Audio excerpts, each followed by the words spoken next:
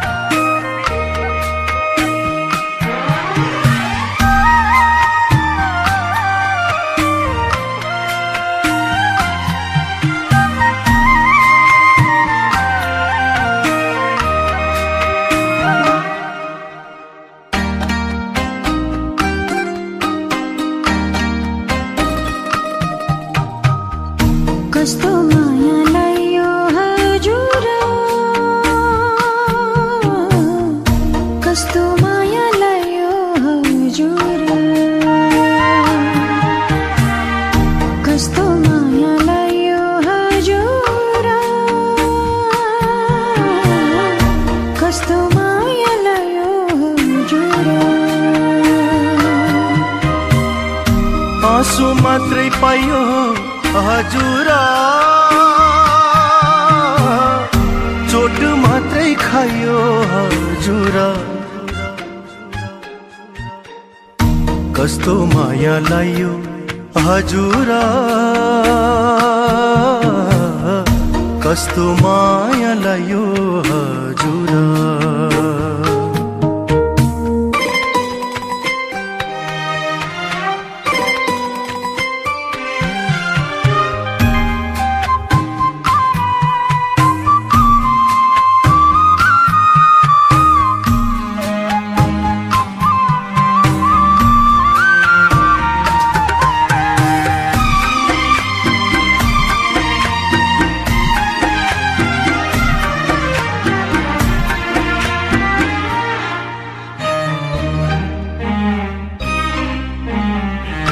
जति थिए हाम्रा सपनाहरू हेर्दा हेर्दै बिलाइ गए।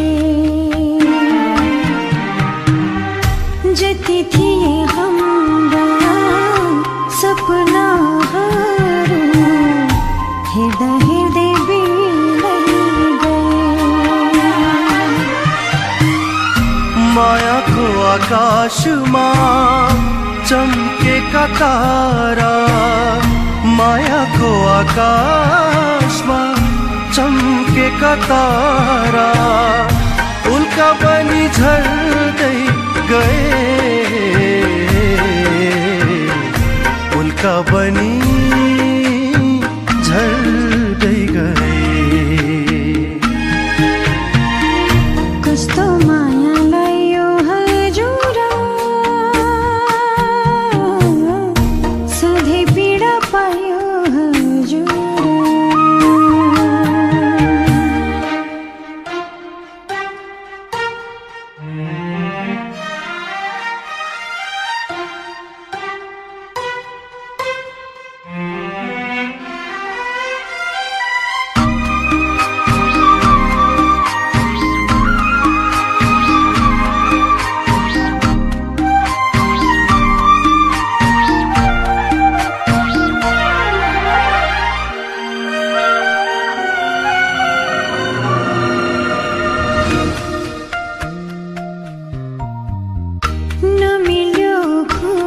खुसी सँगसँगै हुँदा नमिल्यो बिछोड हुँदा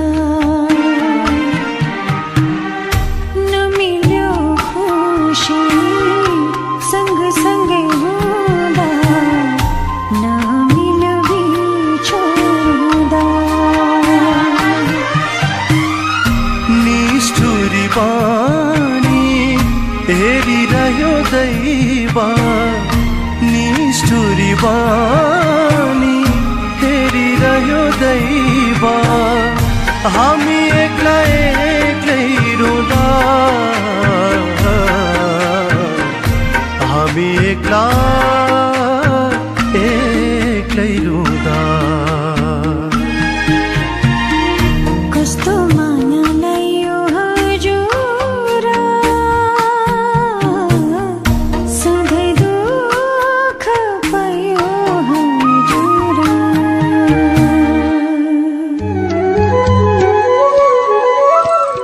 यो सुगम संगीतबाट आजको यस कार्यक्रमको थालनी गरिसकेको छु। श्रोतामन, जिन्दगीमा हामी कति खुसी हुन चाहन्छौँ। हामीले सोचेको जस्तो र खोजेको जस्तो खुसी हुने हो भने जिन्दगी साँच्चीकै जिन्दगी जस्तो हुन्थ्यो होला। आजको श्रृङ्खलामा मैले लिएको छु बिना तामाङले लेख्नु भएको कथालाई। कथा यसरी अगाडि बढाउन चाहन्छु।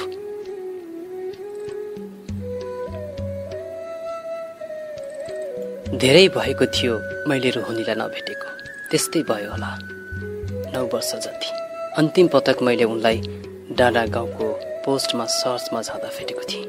त्यसपछि बेपत्ता भएकी हुने अहिले उही डाँडा गाउँ नै जाने त्यही आर्मी पोस्टमै भेटिएकी थिइन्। झन् राम्री पो देखे। साथमा लगभग 7 वर्ष जतिको चञ्चले छोरो पनि थियो। त्यो देख्दा मन एक तमासको हुन पुगेको थियो मेरो। कता कता खल्लो महसुस गर्दै थिएँ। उनलाई भेट्न पाउँदा भने खुसीले भुइँमा खुट्टा नै थिएन। यतिका वर्षपछि उनी भेट्दा पनि उस्तै रूप रङ हिँडाइ देखेर म अचम्मै भएको थिएँ। गोरी अग्ली लामो कपाल निलो निलो आँखा सबै उस्तै। फरक थियो त मात्रै उनको शरीर अलिक फैलिएछ। भन्नाको मतलब अलिक मोटी भइछन्। झन् सुन्दर देखेँ मैले। रोहिणी कहिले आयो? मैले कुराकानी सुरुवात गर्ने मनाशयले सोधेँ। उनी जस्याङ्ग भइन्। किनभने म एक्कासी उनको नजिक पुगेर यो प्रश्न गर्न थालेको थिएँ। उनले मलाई यादै गरेकी थिइनन् क्यारे। मैले भने उनले अघि त उकालोमा छोरा डोर्याउँदै आउँदा देखेको थिएँ। आम्मै राजु, तिमी त यही पोस्टमा पो छौ? अनि आश्चर्यचकित भइन् मलाई देखेर। त्यहाँ हो नि, म नगरकोट ब्यारेकबाट 2 महिना भयो यहाँ पोस्टिङ भएको। अनि तिमी चाहिँ कहिले आयो नेपाल? मनी दङ्ग पर्दै थिएँ रोहिणीलाई वर्षौपछि भेट्दा। काठमाडौँ आएको त भयो 1 महिना जति। म तल सहरतिरै बस्छु। आमाकोमा चाहिँ आज जानलाई हिँडेको। उनी त ठाडो उकालो करिब 1 घन्टामा उक्लिन होला भन्ने मैले अनुमान लगाएँ। अलि थकित अनुहार देखेँ। तुरुन्तै ए श्याम, लौ 3वटा मेस लिएर आऊ त भनिहालेँ मैले। ल सर भन्दै श्यामले अफिसभित्रबाट मेस लिएर आयो। बस न रोहिणी, निकै थकित देख्छु तिमीलाई। सायद शरीरले अब साथ दिन छुटेको जस्तो छ। पहिले त पातली थियो र पो त मृगको पाठा जसरी फ्रँत हिँड्थ्यो। हाँसोको फोहरा फुट्यो त्यहाँ। कति वर्ष सुन्दै थिएँ हाँसोका गुन्जन। म पनि उनलाई साथ दिन सँगसँगै हाँस्न थालेँ। उनले हो नि राजु, अब चाहिँ यो ज्यानले पनि आराम गर भने जस्तै छ। हेर न, यति 1 घन्टाको उकालोले पनि मलाई कति थकित तुलायो। झन् यो छोरो त पाइलै पछि बसौँ भन्दै थियो। यस्तै गुनासो पोख्दै थिइन् उनले मसँग। छोराको बाबुको हाल खबर जान्ने मनाशयले सोधिहाले। अनि छोराको बाबु खै त? उहाँ त यहाँ हुनुहुन्न नि, उतै इन्डियामै हुनुहुन्छ। हामी काठमाडौँ आएको धेरै भएको छैन। मेरा छोरा मात्रै फुपूसँग आएको। सायद रोहिणीले अलिक खल्लो महसुस गरिन्। अनि तिमी एक्लै अहिले गाउँतिर हिँडेको मैले कुरा मोड्ने विचारले सोधेँ। हो त, म यहाँबाट भागेर गएपछि यसपालि नै हो नेपाल फर्किएको। आमालाई भेट्न औधी मन लागेकोले आएको आशा भन्दै थिइन्। ए राम्रो नि, तँ त आफ्नो जन्मदिने आमालाई बिर्सनु पनि हुन्न। मैले उनको कुरालाई साथ दिँदै भने, तँ त हो, तर म नेपालमा धेरै बस्दिनँ होला, केही महिनामा नै फर्किहाल्छु। उनी निरस्ताको साथ भन्दै थिइन्। किन र? म अत्तासिएँ। नेपाल बस्न मन छैन। सायद म उनीसँगको फेरि हुने बिछोडको कल्पनाले डराउँदै थिएँ। उनी दुखित देखिन्थिन्। खै के बस्नु, सधैँको बन्द र हडताल मात्र हुन्छ यहाँ। सर्वत्र स्वार्थ व्यक्त देख्छु यहाँ। केही परिवर्तन हुन्छ भन्ठानियो, त्यो बेलामा सङ्घर्षको मैदानमा उत्रदा खै के पायौँ। जसरी यो जीवन बाँच्नै पर्ने, आदर्शका कुराले पेट नभरिने रहेछ। उतै आम्दानी राम्रो छ, फर्किन्छु म त उतै। यस्तै यस्तै भन्दै थिइन् उनले मसँग। मैले उनको मनोभाव बुझेँ। सायद उनी उही बितेका युद्धकालको आफ्नो अतीतमा खोलिँदै थिइन्। मैले कुरा मोड्ने प्रयासमा अनि कारोबार चाहिँ के छ त्यहाँ भनी सोधेँ। अनि अब केही उत्सुक भइन् कुराकानी अगाडि बढाउन। कश्मीरमा स्याउको बगैँचा छ, त्यही बगैँचामा हात खुट्टा खियायो, बस्यो। आम्दानी राम्रै हुन्छ, खाना लगाउन पुगी केही बचत पनि गरेका छौँ। यसो भनिरहँदा उनमा मैले सन्तुष्टिका भावहरू प्रष्टैसँग पढेँ। जे होस्, कुनै समय मेरो दिलमा सजिएकी मेरो रानी आज अर्कैको हुँदा पनि खुसी थिइन्। यसैमा म पनि खुसी थिएँ। तर यो मनोदशालाई उनको अगाडि देखाउन भने मन लागेन। त्यसैले मौन नै बसिरहे। कुराकानी गर्न त उनी पनि आतुर थिइन्। सायद तिम्रो बिहे भयो कि भएन भन्दै मलाई सोधिन्। मलाई अलिक असजिलो लाग्यो, तैपनि उत्तर दिन करै लाग्यो र भने, भयो नि, के गर्ने, तिमी टाढा भइहाल्यौ, सानी छोरी पनि छे 2 वर्षको। झट्ट यति भन्ने बित्तिकै उनको मुखकृति हेरे कता कता नमिठो अनुभव गरे चाहिँ लाग्यो। सायद उनी पनि ती बितेका फलहरूको तरेलीमा तैरिन लागिन् क्यारे। जुन दिनहरूमा हामी एउटै स्कुलमा एउटै कक्षामा अध्ययन गर्थ्यौँ। हामीले कक्षा 9 सम्म सँगै पढ्न पाएका थियौँ। सधैँ झगडा गर्थ्यौँ, तर त्यो झगडाभित्र पनि हाम्रो माया झल्किरहन्थ्यो। आत्मीयता अनुभव गर्थ्यौँ। कुनै दिन भेट नहुँदा र रिसारेस नगर्दा दैनिकमा कतै अफुरो महसुस भएको जस्तो लाग्थ्यो। उनीसँग झगडा गर्न निकै मजा आउँथ्यो। म उनको कपाल पछाडिको बेन्चमा बसेर बेसरी तानिदिइरहन्थेँ अनि उनी पनि पछाडि फर्केर मेरो हातमा हानिरहन्थिन्। म त्यो स्पर्शले रोमाञ्चित हुने गर्थेँ अनि कानमा खुसुक्क म तिमीलाई माया गर्छु भनिदिन्थेँ। उनी रिसले नाक फुलाउँदै ठुला ठुला आँखाको हेराइ मतिर फाल्ने गर्थिन्। म त्यही हेराइमा आत्मा सन्तुष्टि पाउने गर्थेँ। सँगैको दौतरी भएकोले होला हामी एकअर्कालाई त भनेर सम्बोधन गर्थ्यौँ। त यो सम्बोधनमा अरूभन्दा नजिकपनको आभास हुन्थ्यो। किन नजिक भएको अनुभूति गर्न पुग्थेँ। मेलापात होस् वा गोठाला जाँदा होस् हामी प्राय सँगै हुन्थ्यौँ र म त्यहाँ पनि उसै गरी उनलाई जिस्काएर धुरुक्कै पार्ने गर्थेँ। उनी मलाई कुट्न भनी कहिले मकैको ढोड त कहिले बनमाराको सिर्खना लिएर लखेड्थिन्। तर म केटा मान्छे के भेट्टाउँथे, बिचरा उनी थकित हुन्थिन्। मलाई उनको त्यो पसिनाले लफ्र्याक्क बिचेको अनुहार देखेर असीम माया बोलाउँथ्यो अनि भेटोस् भन्दै बिस्तारै दौडिन्थे। भेटेपछि मेरो खुट्टामा दुख्छ कि भने जसरी मायाले बिस्तारै हान्ने गर्थिन्। उनी पूर्ण रूपमा सन्तुष्टि हुन्थिन्। सायद यही नै हाम्रो माया अङ्कुराइसकेको थियो। हाम्रो प्रतिवाद र रिसहरूमा प्रेमले अझ प्रगाढ हुने मौका पाउँदै थियो। मेरो व्यक्त प्रेम अनि उनको अव्यक्त प्रेम, यही नै हाम्रो द्वन्द्व चल्थ्यो। म उनीसँगको काल्पनिक दुनियाँमा सैर गर्थेँ। उनको मुहारमा आफ्नो प्रति छाया भेट्थेँ। उनी बिनाको संसारको म कल्पना नै गर्न नसक्ने अवस्थामा थिएँ। हाम्रो यो सम्बन्ध खुला किताब जस्तै थियो। घर परिवार टोल छर छिमेक सबैलाई हाम्रो प्रेम सम्बन्धको बारेमा राम्ररी थाहा थियो। सबैको स्वीकारोक्तिले अझै हाम्रो माया कसिलो बनेको थियो। सजिलै कसैले पनि जुटाउन नसक्ने गरी हामी ढुक्क थियौँ। कतै कुनै अवरोध थिएन हाम्रो प्रेममा। बाटो खुल्ला थियो, जहाँ हामी जसरी चाहन्थ्यौँ त्यसरी नै हिँड्न सक्थ्यौँ पनि। तर यो विधातालाई स्वीकार थिएन। सायद वा कसैको नजर लाग्यो हाम्रो प्रेममा। जीवनको एउटा फुलले हामी बीच फाटो ल्याइदियो। हाम्रो खुसी संसारमाथि एसिड छरिदियो, जसको कारणले आज पलपलमा असह्य भइरहन्छ। कुरा त्यस्तै 53 सालतिरको हो। त्यति बेला माओवादीहरूको भूमिगत युद्धको सङ्ग्राम चलिरहेको थियो। उनीहरू आफ्नो दस्तावेज बढाउन गाउँ गाउँ जनविद्रोहको ज्वालासहित भित्रभित्रै सल्काउँदै थिए। स्कुलमा गएर विद्यार्थी सङ्गठन विस्तार गर्दै थिए। हाम्रो स्कुलमा पनि आए तिनीहरू। क्रान्तिकारी विद्यार्थीको नाउँमा रोहिणीको नाम पनि राखिदिएछन्। थाहै नभएको बाटोमा रोहिणीको यात्रा सुरु हुँदै थियो। मैले उनलाई नसम्झाएको होइन त्यसरी नाम नलेखाऊ भनेर, तर कहीँ उनलाई कस्तो भूत सवार थियो मैले भनेको मानिनन्। केही दिनपछि नै सुराकी लागिहाल्यो। पुलिसले रोहिणीलाई समात्न आफ्नो दस्तावेजसहित घर घेर्न पुगिहाल्यो। जसो तसो गरी बुबाले पछाडिको छेलबाट आम फाल्न लगाउनु भएछ र बेपत्ता भएकी थिइन् रोहिणी। भागेर उनी साहिली फुपूको घरमा पुगेछिन्। त्यहाँ पनि पुगेछन् पुलिसहरू। भगाभागको खेलपछि उनी लडाकु साथीहरूको सम्पर्कमा पुगेछन्। अन्जानमै उनी अब माओवादीको सक्रिय युवा कार्यकर्ता बन्न पुगेकी थिइन्। त्यसैले उनको भूमिगत नाम पनि अञ्जना भनेर राखिदिएछन्। घर फर्किने वातावरण नै थिएन।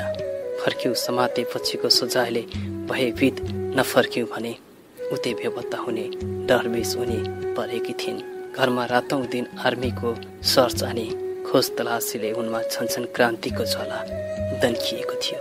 माओवादी के हो र केका लागि सङ्घर्ष गर्दै थियो भन्नेबाट बेखबर उनले लगभग 2 वर्षसम्म सुराकीको काम गरिन्। आफ्नो शरीरभरि पर्चा पम्पलेट फेरेर गन्तव्य स्थलसम्म पुर्याउने जिम्मा वहन गर्थिन्। साँच्चै नै अन्जानमै उनले पार्टी प्रवेश गरेकी थिइन्। यता म गाउँमै बसेर पढ्दै थिएँ। एसएलसी परीक्षा चल्दै थियो। रोहिणी पनि आएकी थिइन् परीक्षा दिन। तर कसैको सुराकीले सुरक्षाकर्मीहरू आइपुगे। हेड सरले त्यो दिन उदारता नै देखाउनु भएको थियो। पछाडिको झ्यालबाट रोहिणी लगायत अन्य साथीहरूलाई पनि भगाउन सफल हुनुभएको थियो। उनको पढाइले निरन्तरता पाउन सकेन। म भने झिरमा उनिएको माछा झैँ हुँदै थिएँ। जसो तसो एसएलसी पास गरे। त्यति नै बेला दाजुको मृत्युको खबरले मेरो घरमा आगो लगाइदिएको थियो। सैनिक जवानमा कार्यरत मेरो दाजुको एम्बुसमा परि निधन भएको खबरले म लगायत घरका सबै स्तब्ध भएका थियौँ। बाहुजुको क्रन्दन, नानीको रुवाइले म भैरो बन्न पुगेको थिएँ। म भित्र प्रतिरोधको ज्वाला दन्काउँदै थियो। किन माओवादी भनेपछि मारिहालौँ जस्तै पो लाग्न थालेको थियो।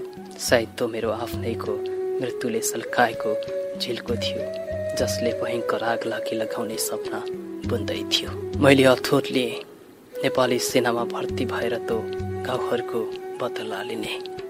हुन त त्यतिखेर सेनामा हुनेहरू त परिवारको करकापमा परेर वा आफ्नो ज्यानको मायाले आफ्ना जागिर नै छोड्दै थिए। तर ममा एकहोरो बदलाको भूत चढेको थियो। मैले कसैको कुरा सुनिनँ। त्यसपछि त हाम्रो अलिकति भएको न्यानो मायाको अनुभूतिहरू पनि चिसिँदै जान थाल्यो। उनी भूमिगत योद्धा, म नेपाली सेना। आगो र पानीको मिलन असम्भव भइदियो। त्यसै बखत मेरो पोस्टिङ सिंहदरबारभित्र भयो। उता रोहिणी अञ्जना बन्दै थिइन्, म यता राष्ट्रसेवकको भूमिकामा। हामी 2 किनारा हुन पुग्यौँ।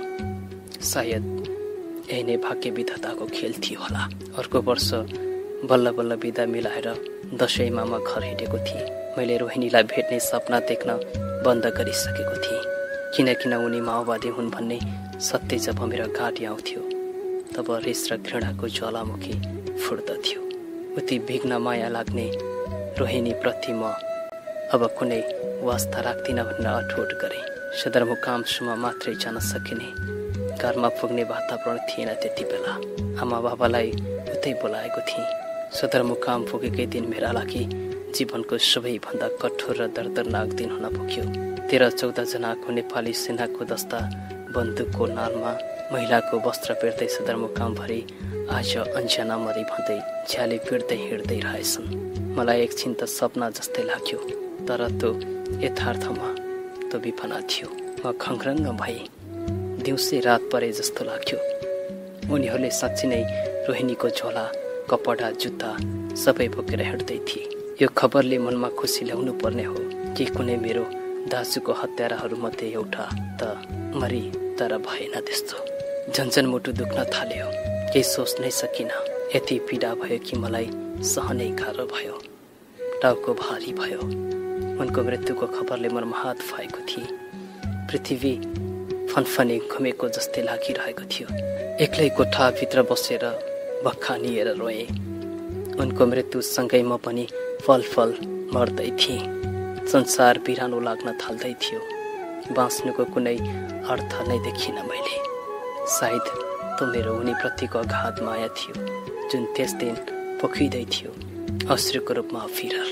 दुई विपरीत ध्रुवको आकर्षण अझै बाँकी थियो क्यारे। ममा उनको मृत्युले कुनै रङ लगाएको थिएन। लगाएको थियो त बस विषादका रङहरू, जुन न पोखालिन्थ्यो त न मेटिन्थ्यो। सायद त्यो हाम्रो निस्वार्थ प्रेमको पस थियो होला। कुनै दिनमा उनको नाम पनि सुन्न चाहन्थिनँ म। मैले भनेको नमान्ने घमण्डी झैँ लाग्थ्यो, तर त्यो त झुट र भ्रम पो रहेछ। नत्र मलाई त्यस दिन त्यति धेरै पीडा नहुनु पर्ने थियो। रोहिणीको यादले मलाई पल तडफाइरह्यो। म पल मरेर बाँच्दै थिएँ। मलाई अब जीवनप्रति मोह नै थिएन। दोहोरो भिडन्त हुँदा पनि जथाभावी फायरिङ गर्थे। मरे नि मरोस् भन्दै ज्यानै फालिदिन्थे, तर मानु सकिएको थिएन गरे। हरेक पटक बाँचिरहेँ। लगभग 7 महिनापछि म डाँडा गाउँमा पोस्टिङ भएको थिएँ। नुवाकोटबाट एन्ट्री हुने र एक्जिट हुने यातायातका साधनहरूको सर्च गर्नुपर्ने थियो। त्यो दिन जिसमिसेमै चेकिङ सुरु गरियो। गाडी नुवाकोटबाट काठमाडौँका लागि हिँडेको थियो। चेकपोस्टमा आएर रोकियो। सबैजनालाई बाहिर निस्कनका लागि आग्रह गर्यौँ। सबै हरहर्ती निस्कनु भयो। म भित्र अरू कोही बाँकी सके भनेर बसेँ। पछाडिको सिटमा कोही हल्लिए जस्तै लाग्यो। बसभित्र अँध्यारो नै थियो। छाया सले जस्तो लाग्यो। केही शङ्कास्पद घटनाको भयले शरीर झन्झन काप्न थाल्यो। तर फेरि साम्य देखेँ। अलिकति ढुक्क पनि लाग्यो। अनि कौतूहलताले बास जमाउन थाल्यो। के रहेछ भनेर जान्न मन लाग्यो। बिस्तारै अगाडि बढेँ। हेर्छु त कुनै महिला पछ्यौरीले शरीर पुरै ढाकेर गुजुल्टो परेर सुतिरहेको रहेछ। पछ्यौरी बिस्तारै उखालेँ। अज्ञात भयले मन उड्दै थियो, तर मैले सोचे भन्दा बिल्कुलै फरक शैलीमा उनलाई त्यहाँ देख्दा मेरो हातहरू काप्न पो थालेको थियो। कपाल नकुरेर महिनौ भए जस्तै देखिन्थ्यो। कमजोरीले होला अनुहार सेतो रगत नै नभएको झैँ देखिन्थ्यो। उनी अरू कोही नभएर मेरै प्रिय रोहिणी थिइन्। म खुसीले गदगद भएको थिएँ। मरिसकेकी मेरी मायालुलाई साक्षात् आफ्नो अगाडि देख्दा एकैछिन त सपना हो कि भन्ने भ्रम पनि भएको थियो। फेरि आफैलाई चिमुटी हेरेँ। दुख्यो, होइन रहेछ, विपना नै रहेछ भन्ने यकिन भयो। तर उनी त्यहाँ त्यस्तो अवस्थामा देख्दा मन छटपटी भयो। के गरौँ कसो गरौँ भयो। उनले मलाई चिनिन् क्यारे एकहोरो हेरिरहन्। तत्कालै भित्र कोही छ बाँकी भन्ने प्रश्नले मेरो दिमागलाई खलबलायो। छैन सर। एक्कासी मेरो मुखबाट यस्ता शब्दहरू निस्किएछन्। पहिलो पटक म आफ्नो कर्तव्यबाट चुक्दै थिएँ। मलाई थाहा थियो रोहिणीलाई उनीहरूले भेटे भने छाड्दैनन्। किन म आफ्नो प्रतिद्वन्दीलाई बचाउँदै थिएँ। म रोहिणीको जीवन चाहन्थेँ, मृत्यु होइन। त्यसैले झुट बोल्न मलाई अप्ठ्यारो लागेन। मैले उनको आँखामा हेरिरहेँ। साह्रै सिकिस्त देखिन्थिन्। एकै दिनदेखि अन्न पानी पेटमा नपरेको चाहिँ आभास गर्न पुगेँ। मनभित्रैबाट असीम माया पलाएर आयो। अङ्गालोमा बाँधेर रोइदिउँ जस्तै लाग्दै थियो, तर विवश थिएँ। मेरा हात खुट्टाहरू परिबन्धको सिक्रीले कसिएर बाँधिएका थिए। म चाहेर पनि उनीप्रतिको त्यो माया स्नेहलाई पोख्न सक्दैन थिएँ। सायद उनले मलाई चिनिन् क्यारे पुर्लुक्क मेरो आँखामा हेरिन् अनि छेडभरमै शिर निहुराइन्। हामी बीच कुनै संवाद भएन, मात्र आँखाको भाका बोल्दै थियो। उनले मैले देखाएको त्यो सहानुभूतिको महसुस गरिन् कि कृपा दृष्टि सहितको एक नजर मतिर फ्याँकिन्। म बसबाट भारी मन लिएर ओर्लिएँ।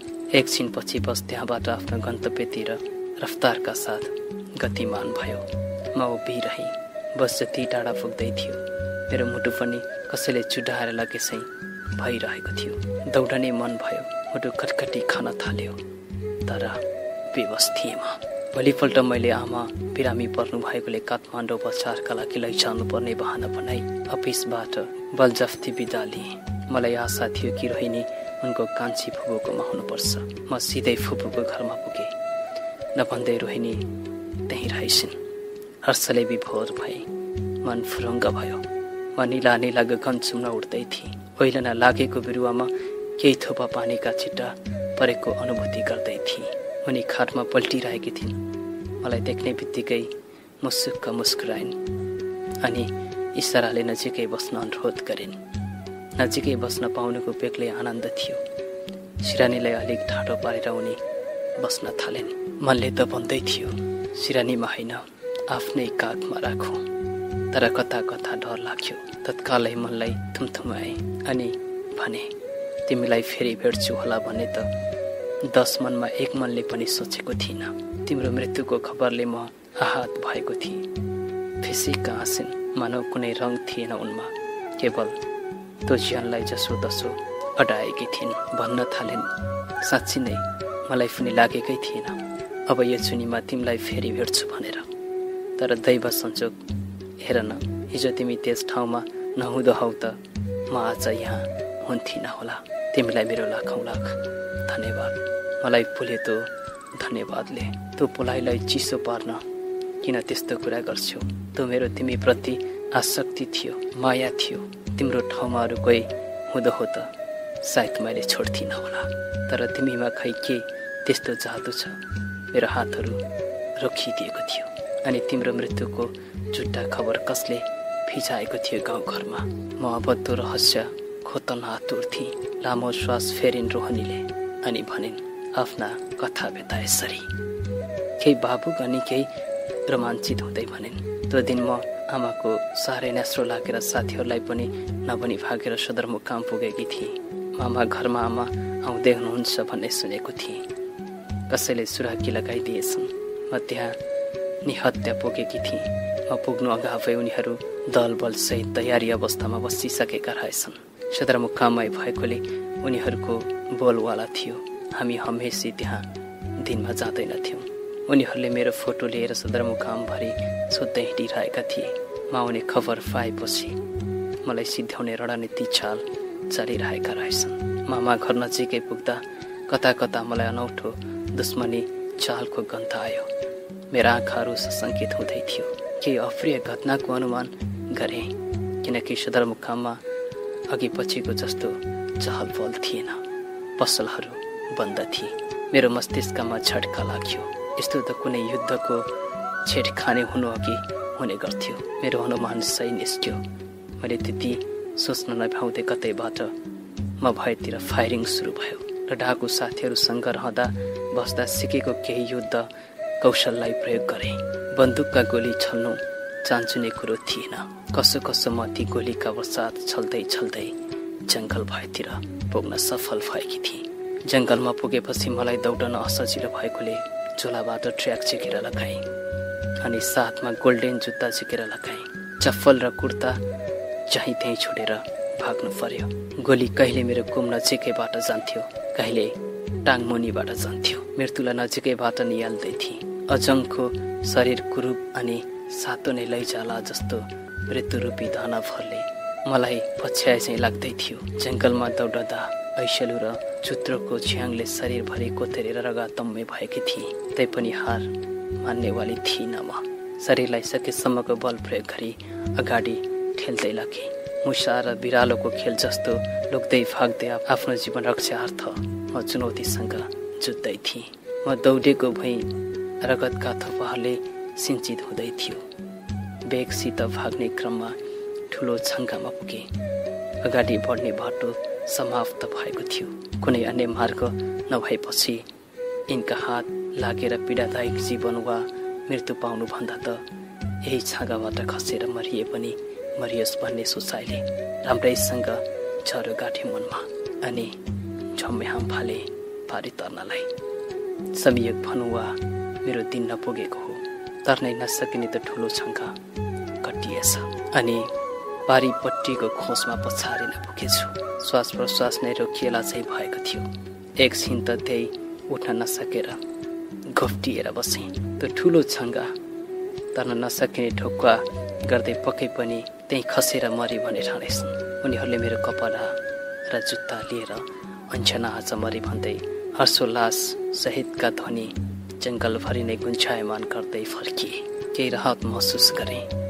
अब उनीहरूले मेरो खोजी नगर्ने कुरामा निश्चित भए। म बिस्तारै त्यो घायल शरीरलाई बलजफ्ती सार्दै काउलेमा पुर्याएँ। दिन ढल्न थालिसकेको थियो।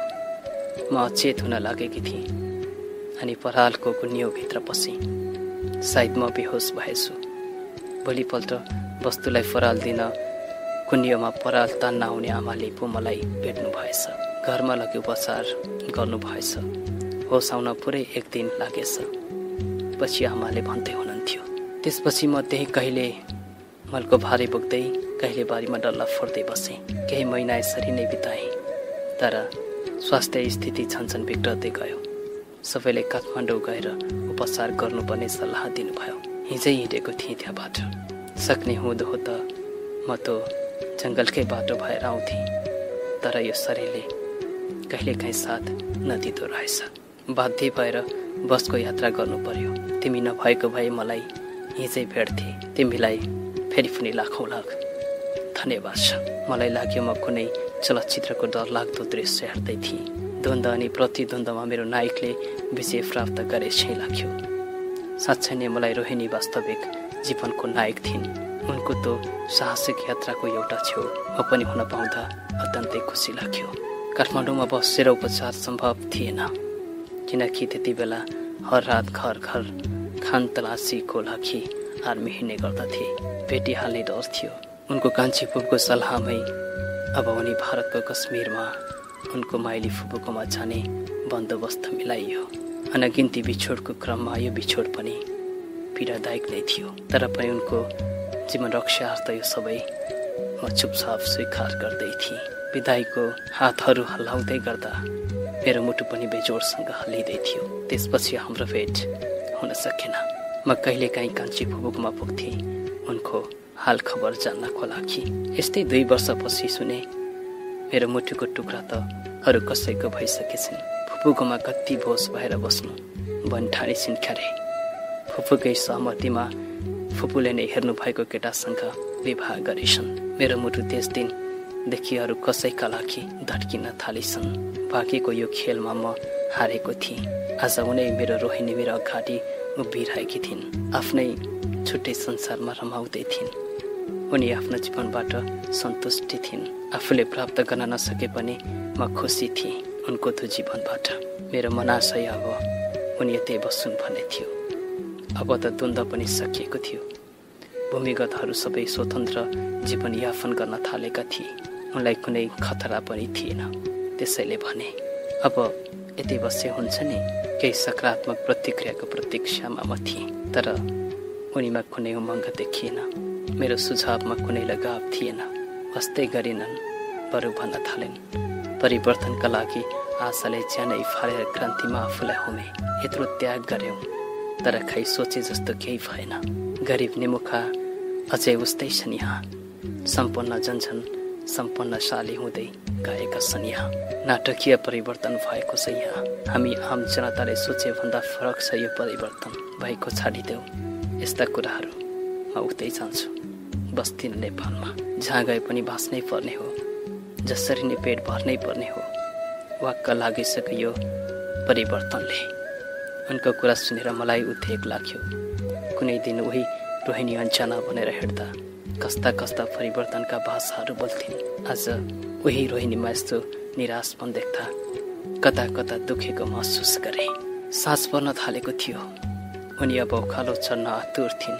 रात पर्नु अगावै माइती पुग्न बेग्र थिइन्। त्यसैले मैले उनलाई त्यहाँबाट बिदा गरेँ। उनी अब त्यो ठाडो उकालो बिस्तारै चढ्दै थिइन्। म भने उनले भनेका परिवर्तनका कुराहरूमा खोलिन थालेको थिएँ। केही छिन विश्लेषण गरे। साँच्चै नै नेपाली जनताले चाहेको परिवर्तन आएको थियो। शहीदहरूको सपनाले के कुनै रङ ल्याएको थियो। गाउँघाउँमा चाहिँ उही टुकीकै सहारामा ती बुढी आमाहरू डेक्की झाँता गर्दैछन् अनि फुलको अभावमा ज्यानै जोखिममा पारेर तुहिन चढेर विद्यार्थी भाइ बहिनीहरू खोला तर्दैछन्।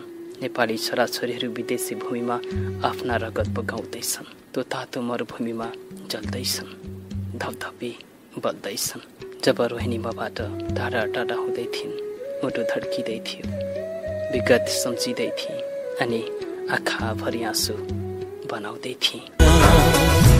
तिम्रो घरै भत्काउने मेरो नियत हैन, तिम्रो घरै भत्काउने मेरो नियत हैन।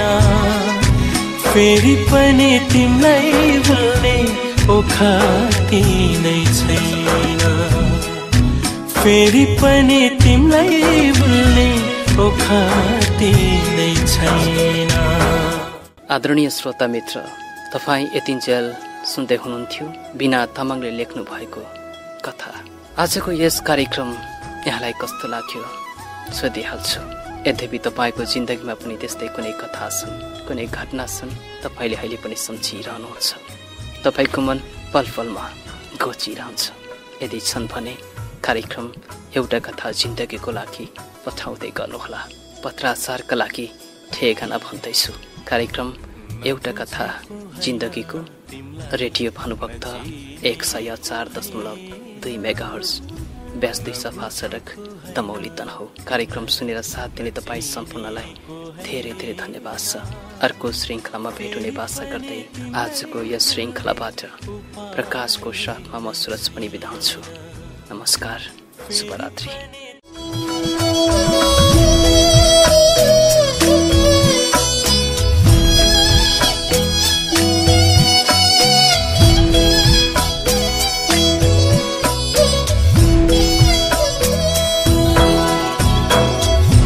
नेटो काटी गए कै हो बिर्सन्छु कि बानी,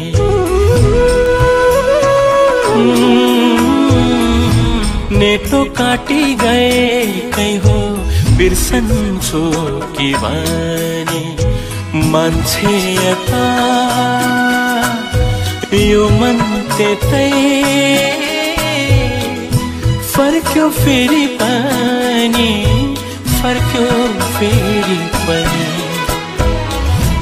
नबुझेको हैन तिमलाई, नचिनेको हैन, नबुझेको हैन तिमलाई, नचिनेको हैन।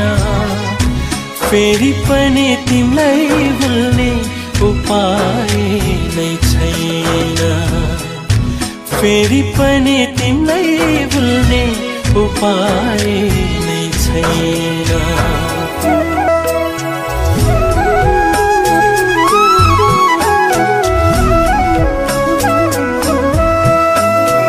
समुद्रको छाल जस्तै यो मन छल्किरहन्छ,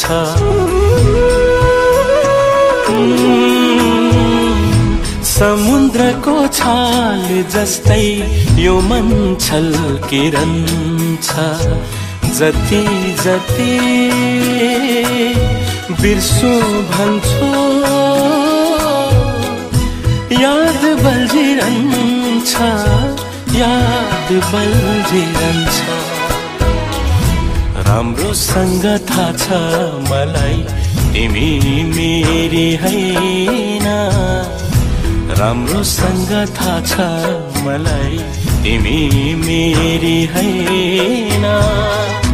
फेरि पनि तिमीलाई भुल्ने उपाय नै छैन, फेरि पनि तिमीलाई भुल्ने उपाय नै छैन।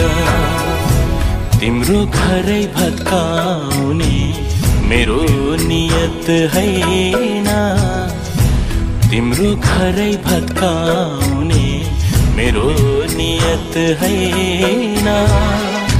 फेरि पनि तिमीलाई भुल्ने ओखाती नै छैन, फेरि पनि तिमीलाई भुल्ने ओखती नै छैन।